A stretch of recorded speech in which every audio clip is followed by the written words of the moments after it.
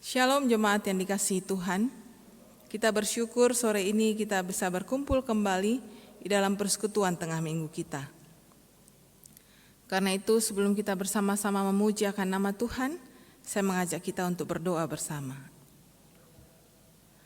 Bapa dalam surga, kami bersyukur Tuhan untuk kasih setia Tuhan dalam kehidupan kami. Hari demi hari Tuhan menyertai dan melindungi kami. Dan pada sore hari ini kami bersama-sama hendak memuji meninggikan nama Tuhan dan juga belajar kebenaran firman Tuhan.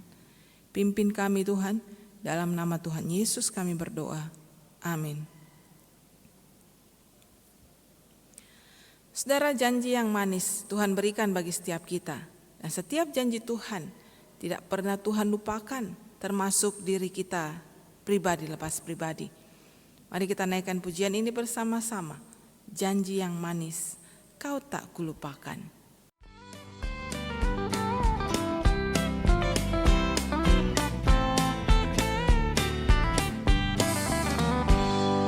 Janji yang manis, kau tak kulupakan.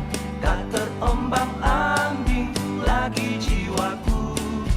Walau lembah hidupku penuh awan, nantikan cerahlah langit di atasku. Kau tidakkan aku lupakan. Aku memimpinmu, aku membimbingmu. Kau tidakkan aku lupakan. Aku penolongmu, yakinlah teguh.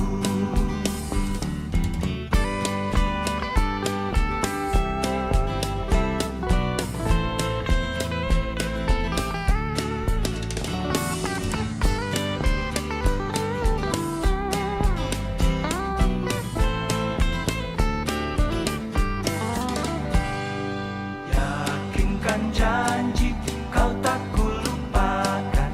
Dengan sukacita aku jalan terus. Dunia dan kawan tiada ku harapkan.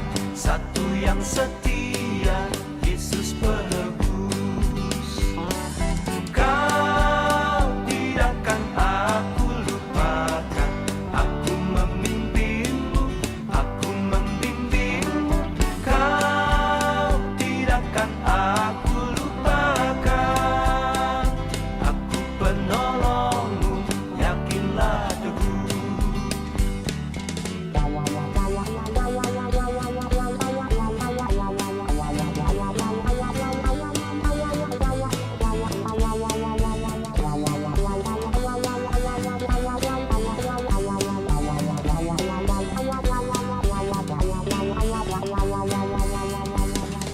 Kau tidakkan aku lupakan.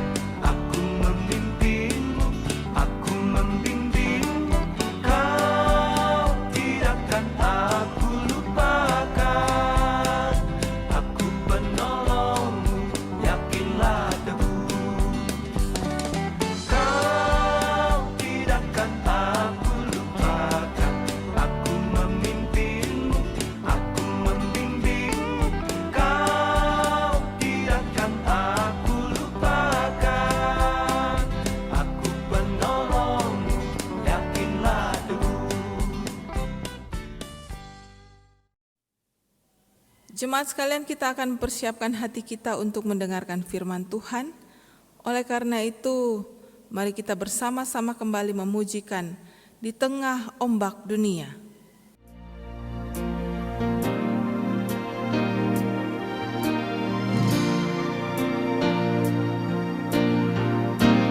Di tengah ombak dan arus pencobaan,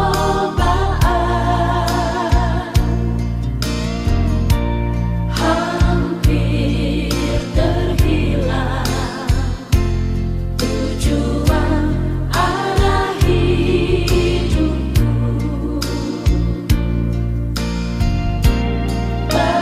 Bagaikan kapal yang selalu diombang-ambingkan,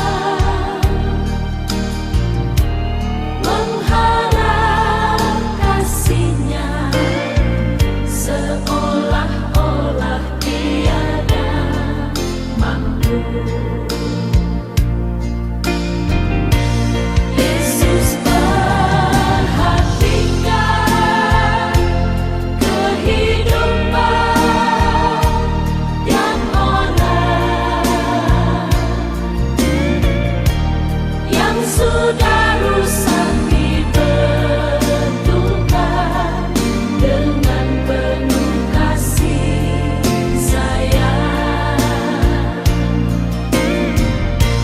Yesus perhatikan tiap tetesan air mata.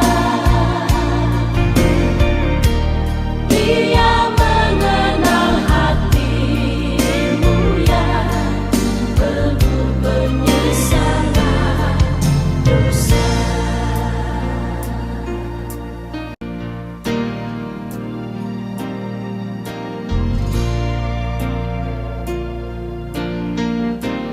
Di tengah ombak dan arus pencobaan, hampir terhilang tujuan arah hidupku. Bagaikan kapal yang selalu diombang-ambingkan, mengharap kasihnya seolah-olah tiada mampu. Yesus perhatikan kehidupan yang orang yang sudah rusak dibentukkan dengan penuh kasih sayang. Yesus perhatikan tiap tetesan air mata. Dia mengenal hatimu yang penuh penyesalan dosa. Dia mengenal hatimu yang penuh penyesalan dosa.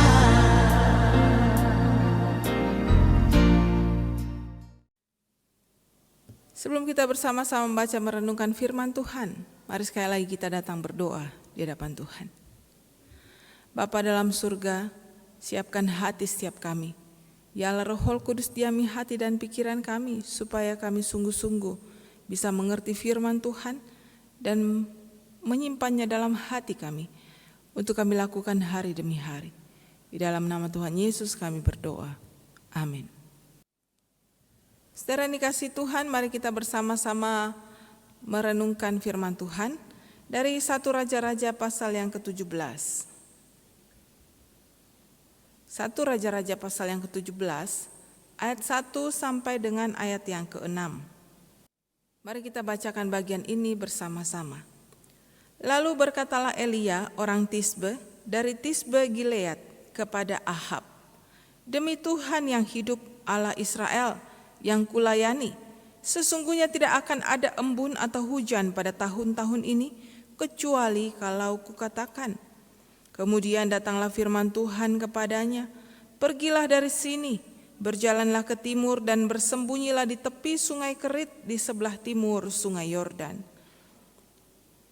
Engkau dapat minum dari sungai itu, dan burung-burung gagak telah kuperintahkan untuk memberi makan engkau di sana."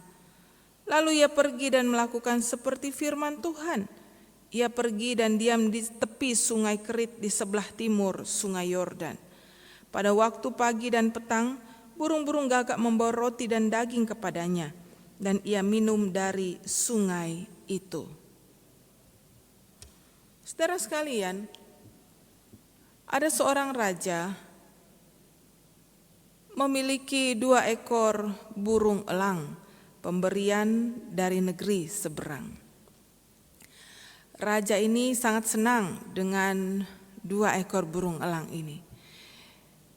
Dia mendapat kabar bahwa burung elang itu adalah burung yang memiliki kemampuan untuk terbang tinggi jauh daripada burung-burung yang lain. Oleh karena itu dipanggillah pelatih burung untuk melatih burung-burung elangnya untuk bisa terbang tinggi ke angkasa. Nah, saudara, pelatih burung ini akhirnya melatih 2 ekor burung itu setiap hari, dan salah satu dari burung tersebut berhasil untuk terbang tinggi jauh di angkasa. Namun berbeda dengan seekor yang lainnya. Burung elang yang satunya itu seakan-akan tidak mau beranjak dari tempat dia bertengger. Tiap hari dikasih umpan, disuruh terbang, gak mau juga terbang-terbang. Paling hanya terbang sekitar, lalu dia kembali lagi ke tempat dia bertengger. Sampai akhirnya si pelatih burung berputus asa dan kemudian melaporkan hal ini kepada Baginda Raja. Baginda Raja memanggil para ahli-ahli unggas untuk meneliti ada apa dengan burung elang yang satu ini. Apakah dia kurang gizi, kurang makan, dan lain sebagainya. Tapi ternyata burung itu dalam kondisi yang baik-baik saja, sehat-sehat saja. Maka kemudian Raja mendengar kabar bahwa ada seorang petani di desa sebelah. Itu adalah seorang yang juga ahli dalam perunggasan, walaupun dia mungkin bukan doktor ataupun profesor dalam hal perunggasan. Akhirnya petani itu dipanggil karena semua ahli di dalam istana tidak mampu membuat burung elang itu untuk terbang tinggi. Pak Tani itu cuma datang lalu memperhatikan. Lalu kemudian 1 jam kemudian dia datang kepada Baginda Raja dan berkata, "Baginda, burung elang itu sudah bisa terbang tinggi ke angkasa." Wah, Baginda kaget, saudara. Para ahli yang ada dalam istana juga pada kaget. Ada apa dengan Pak Tani yang sederhana ini? Dia tidak bersekolah tinggi-tinggi, tapi dia berhasil membuat burung elang tadi itu terbang tinggi ke angkasa. Dan kemudian mereka keluar dan menyaksikan 2 ekor burung elang itu terbang tinggi ke angkasa, saudara. Baginda Raja bertanya kepada petani itu, "Apa yang kau lakukan dengan burung elang yang tidak mau terbang itu?"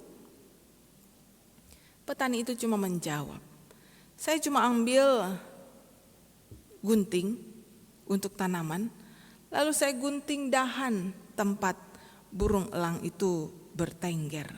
Maka dia tidak punya lagi tempat untuk bertengger, sehingga dia berhasil untuk terbang melesat tinggi ke angkasa." Nah, Bapak Ibu Saudara yang dikasihi Tuhan, cerita ini mengajarkan kepada kita bahwa terkadang-kadang kita harus meninggalkan tempat kita bertengger untuk kita dapat melesat terbang tinggi ke angkasa.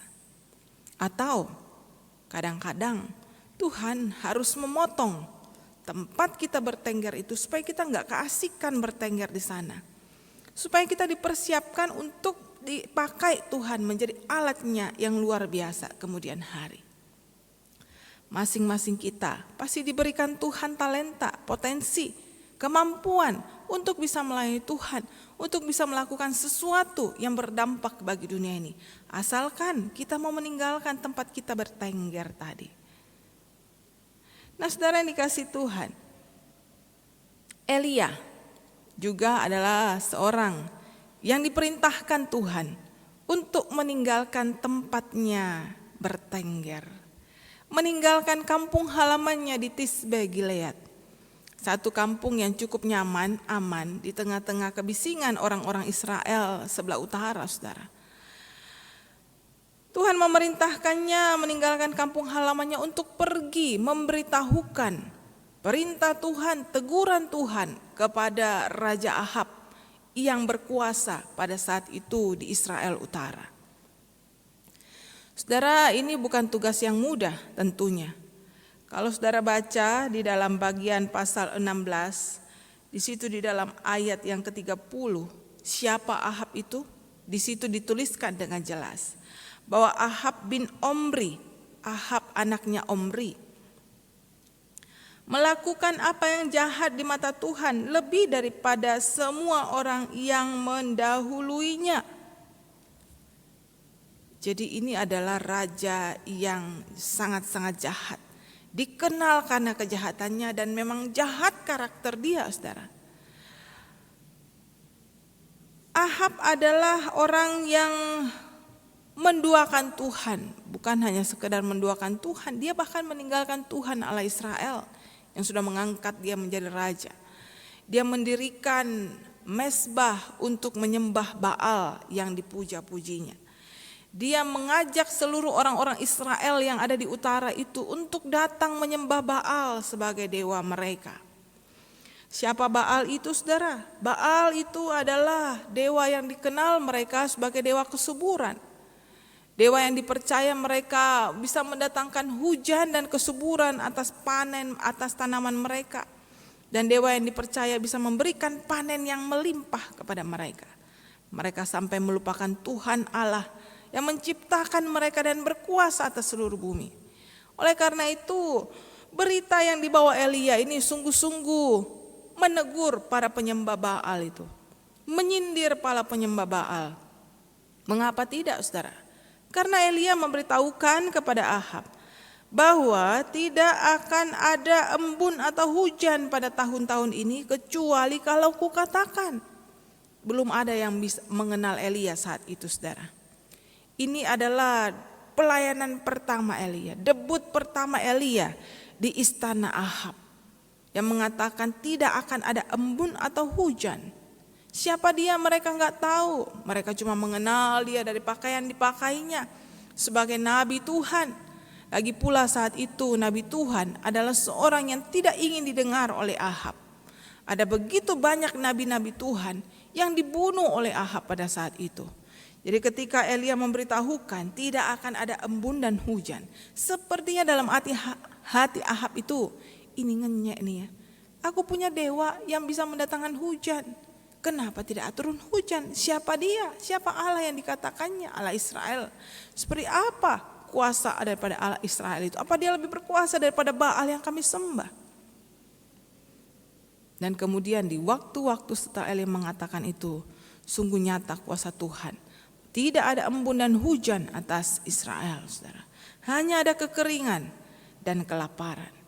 Saudara, Ahab juga tidak cukup kejahatannya dengan mendirikan patung Baal dan mezbah untuk Baal, kuil untuk Baal.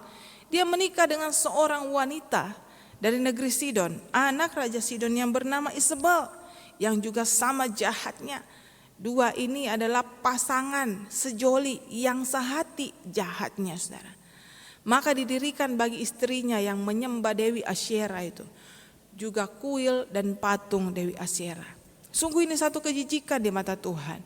Tuhan Allah kita adalah Allah yang kudus adanya, tidak mengizinkan seorang pun umatnya untuk menyembah yang lain.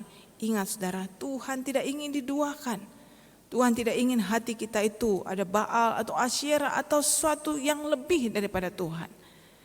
Karena itu sembahlah Tuhan dengan sungguh-sungguh. Ya saudara, lengkap sudah kejahatan dari raja ini. Elia dari desa yang kecil dipanggil keluar oleh Tuhan untuk berhadapan dengan penguasa Israel Utara. Penguasa yang kejam dan jahat.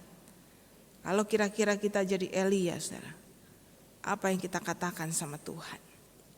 Aduh Tuhan, apa Tuhan tidak tahu? Tuh raja jahatnya minta ampun. Sudah berapa nabi-nabi Tuhan yang dipenggal kepalanya oleh Ahab? Sudah berapa banyak orang-orang Israel yang dibawanya untuk menyembah kepada Baal? Lagi pula raja ini tidak punya belas kasihan kepada orang lain. Dia hanya seorang raja yang egois. Tapi saudara, Elia tidak menunjukkan perdebatan dengan Tuhan. Di dalam ayat 1 di situ cuma dikatakan, lalu berkatalah Elia. Jadi ketika Elia mendapatkan perintah Tuhan, maka dia berangkat ke istana Ahab. Lalu dia mengatakan apa yang menjadi perintah Tuhan kepada Ahab. Dia memperkenalkan Tuhan yang sesungguhnya kepada Ahab. Tuhan yang disembah oleh orang-orang Israel pada mulanya.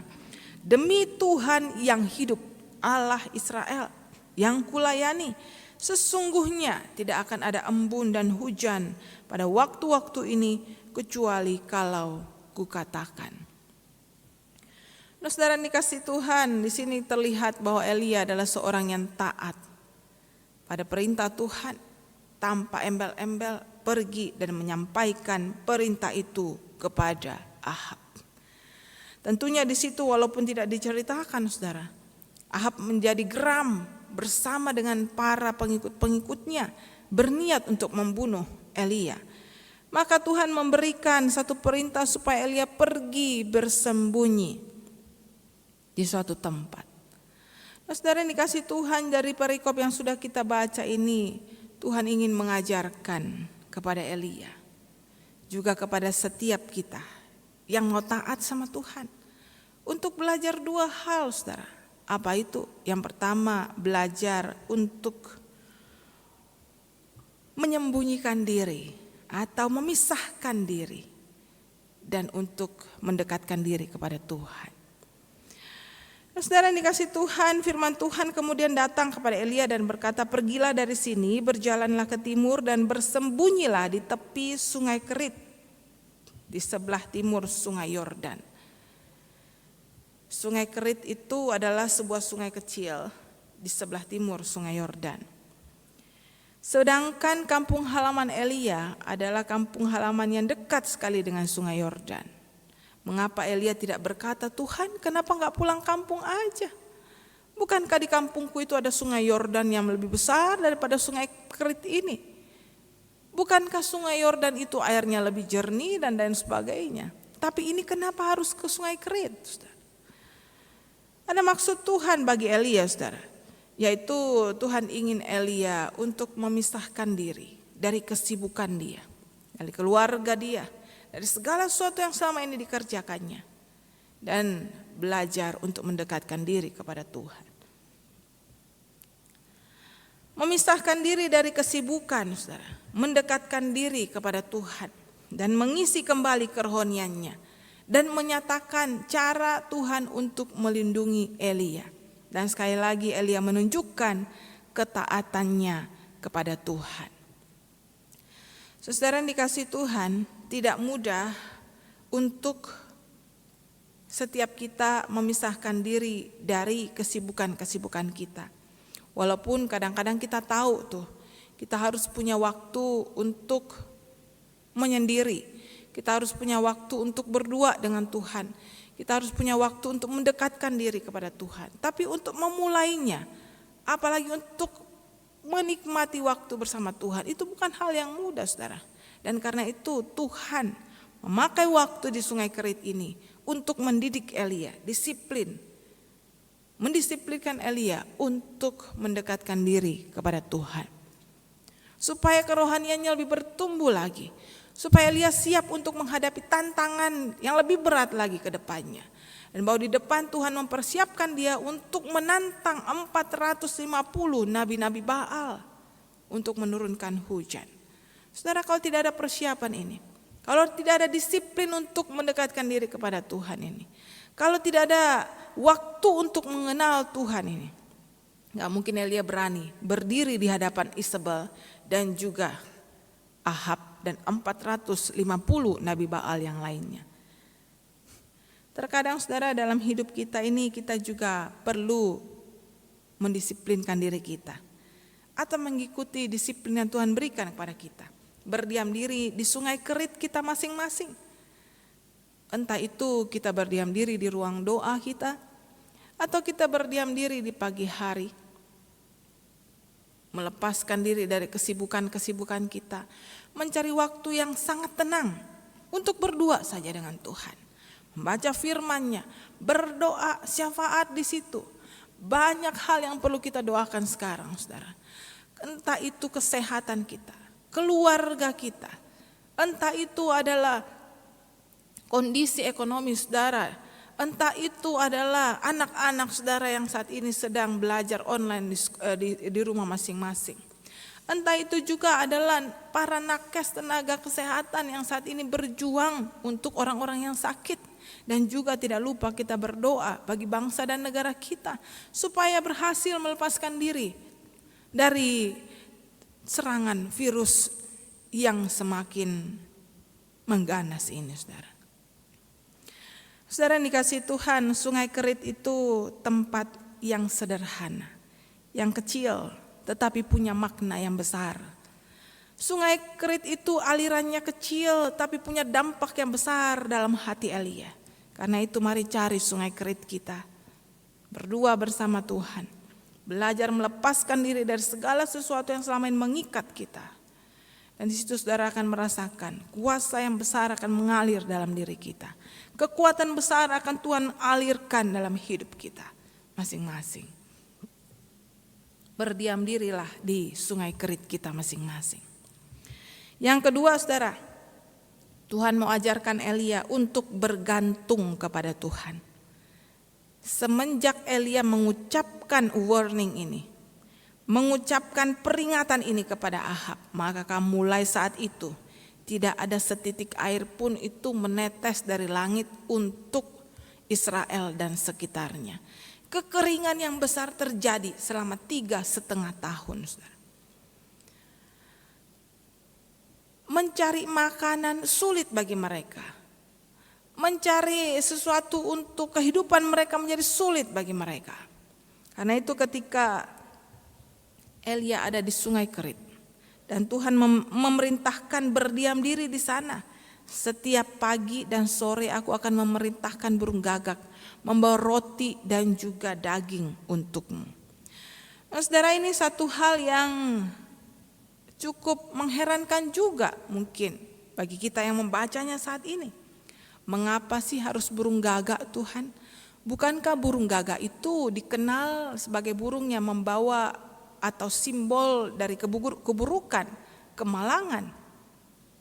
Juga bagi orang Ibrani, saudara, orang-orang Israel, menurut kitab imamat mereka, burung gagak itu juga adalah burung yang haram bagi mereka. Tidak boleh mereka mengambil burung gagak itu untuk dimakan. Tetapi sekarang burung gagak yang melambangkan keburukan, kemalangan, burung gagak yang suka mencuri itu. Jadi burung gagak katanya itu suka mencuri, saudara. Benda-benda yang biasanya dipakai petani untuk nyangkul atau apa sering dicuri oleh burung gagak. Apa topinya dan lain sebagainya. Kenapa Tuhan mau memakai burung gagak ini, pemakan bangkai ini, pencuri ini untuk menjadi pengantar makanan, catering bagi Elia? Apa enggak sebaiknya pakai burung yang lain? Masih banyak burung-burung lain. Burung merpati kek, burung raja wali kek, burung elang kek. Tapi saudara, ada maksud Tuhan untuk memakai burung gagak ini. Tuhan mau menunjukkan kepada Elia, mengajarkan kepada Elia bahwa Tuhan, Allah yang disembahnya, adalah Allah yang sanggup untuk mengubahkan segala sesuatu yang manusia anggap buruk, segala sesuatu yang manusia anggap itu kemalangan, segala sesuatu yang manusia anggap itu pertanda yang tidak baik, untuk menjadikan berkat bagi mereka yang percaya dan taat sama Tuhan. Tuhan tidak melupakan Elia. Tuhan tidak meninggalkan Elia di tepi Sungai Kerit. Setiap pagi dan sore burung gagak itu datang tanpa diperintahkan oleh siapapun. Dari mana roti itu? Saudara bisa memikirkan. Dari mana daging itu? Padahal seluruh negeri Israel itu sedang kekeringan.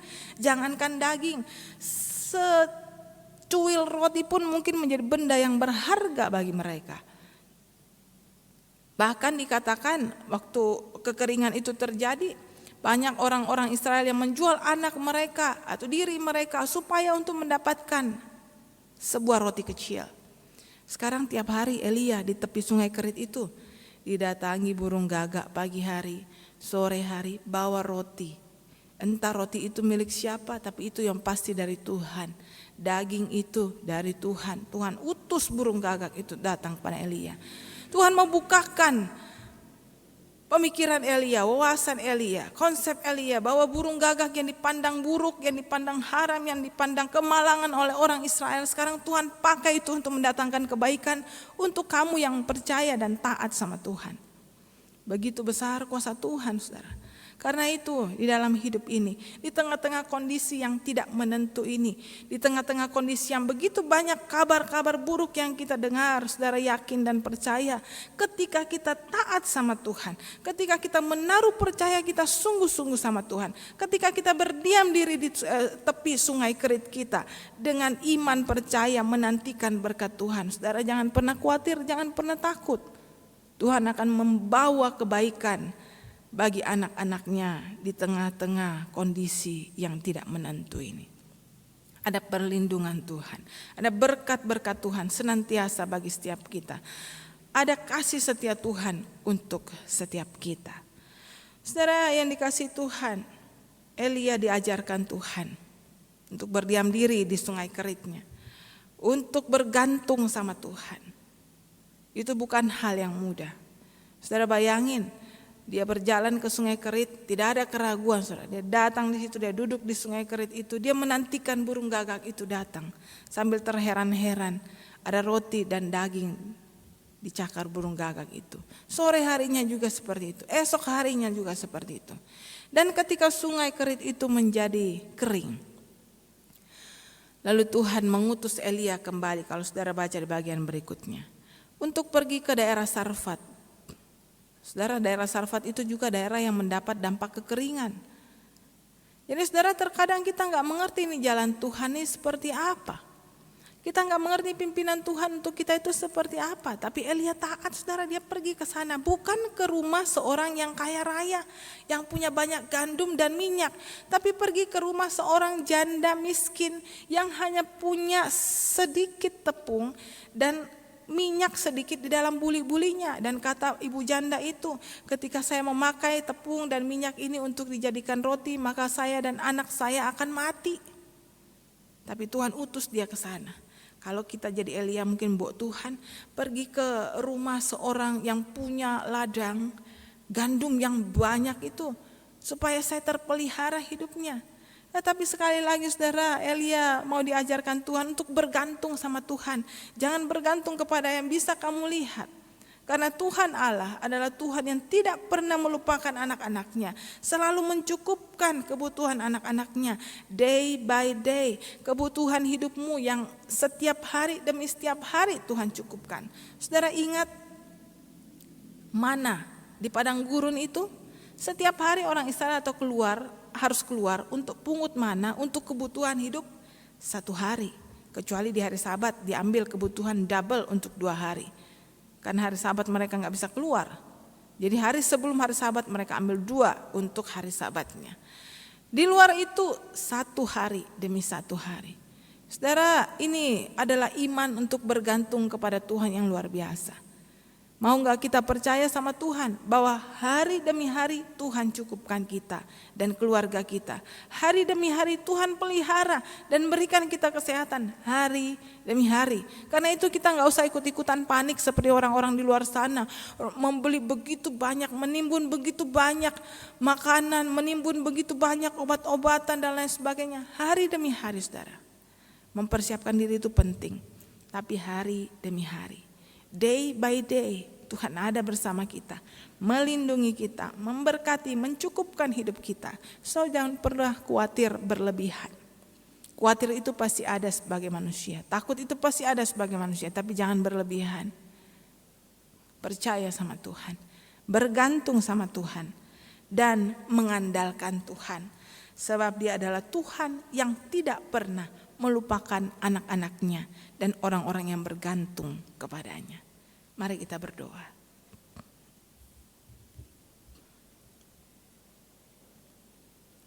Bapa dalam surga, terima kasih untuk firman Tuhan yang hari ini kami bisa baca dan renungkan bersama. Satu firman yang singkat, yang sederhana, tetapi mengajarkan kami untuk berdiam diri dan bergantung sama Tuhan, berharap kepada Tuhan saja. Bukan hal yang mudah ya Tuhan, apalagi di tengah-tengah situasi yang tidak menentu seperti sekarang ini. Kami mohon Tuhan sendiri yang menguatkan kami, untuk kami bisa berdiam diri di hadapan Tuhan, untuk kami bisa bergantung kepada Tuhan. Seperti Engkau memelihara akan kehidupan Elia, Seperti Engkau tidak melupakannya, kami percaya Engkau juga tidak pernah melupakan setiap kami. Nama-nama masing-masing anak-anak Tuhan ada di dalam hati Tuhan. Dan Tuhan senantiasa memelihara kehidupan mereka, menjaga mereka, melindungi setiap mereka, mencukupkan apa yang menjadi kebutuhan mereka. Kami berdoa saat ini untuk saudara-saudara kami yang sedang sakit, mereka dalam perawatan, mereka yang ada di rumah sakit. Tuhan tolong, berikan kekuatan, berikan kesembuhan bagi setiap mereka. Tuhan jamah dan angkat semua sakit penyakitnya, dan Tuhan ganti dengan kesehatan yang baru di dalam tubuhnya. Kami juga berdoa untuk mereka yang sedang bersedih karena kehilangan orang yang mereka kasihi. Tuhan sendiri yang memberikan penghiburan, kekuatan bagi setiap anak-anak-Mu ini. Semangat bagi setiap anak-anak-Mu ini. Hati yang terus berharap kepada Tuhan. Kami berdoa juga Tuhan untuk kondisi negara kami dan juga kondisi dunia saat ini yang berjuang melawan COVID. Kiranya Tuhan tolong memberikan hikmat bagi para pemimpin, bagi para tenaga-tenaga medis, memberikan hikmat bagi para ahli-ahli untuk menemukan cara yang tepat menyingkirkan pandemi ini. Dan kami bisa kembali menikmati hidup yang normal, kami bisa kembali beribadah bersekutu di dalam rumah Tuhan. Berkati setiap jemaat-Mu yang sudah mengikuti persekutuan pada sore ini. Tuhan ada bersama mereka, Tuhan melindungi menyertai kehidupan mereka. Kami juga berdoa Tuhan untuk gereja kami di tempat ini. Biar gereja ini tetap ada dan menjadi berkat bagi sekitarnya di tengah-tengah kondisi pandemi saat ini. Berkati para hamba-hamba-Mu, majelis aktivis, pengurus komisi bergandengan tangan memberikan apa yang terbaik untuk melayani Tuhan tengah-tengah kondisi seperti saat ini Tuhan. Terpujilah nama-Mu ya Bapa. Di doa kami yang kami bawa di dalam nama Tuhan Yesus Kristus. Amin.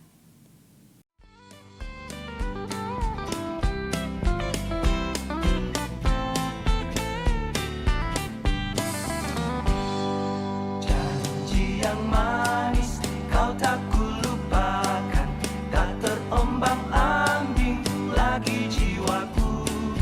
Walau lembah hidupku penuh awan, nantikan cerahlah langit di atasku. Kau tidakkan aku lupakan, aku memimpinmu, aku membimbingmu. Kau tidakkan aku lupakan, aku penolongmu, yakinlah teguh.